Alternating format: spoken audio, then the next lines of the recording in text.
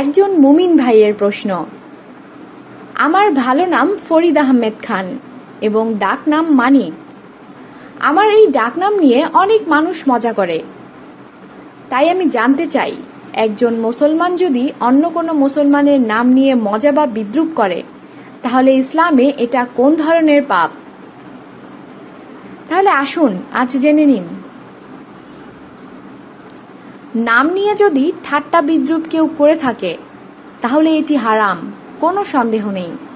এটা বড় ধরনের গুনাহার কাজ। আল্লাহ তাআলা কোরআনের মধ্যে নিষেধ করেছেন যে, তোমরা তোমাদের নাম, উপাধি এগুলো নিয়ে কাউকে বিদ্রূপ করো না, দুর্ব্যবহার করো না। এগুলো নিয়ে আপনি যে বলছেন নাম নিয়ে মজা করা, এগুলো কোনো ভালো কাজ নয়।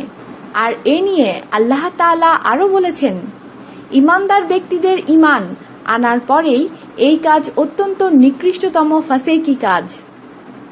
তাহলে বোঝা যাচ্ছে যে এটি একেবারেই ফাসেকি কাজ, গর্হিত কাজ।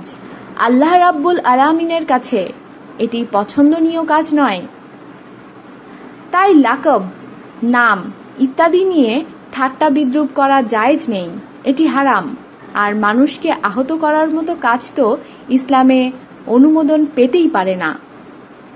আমাদের সাথেই থাকুন আর অবশ্যই সাবস্ক্রাইব করুন।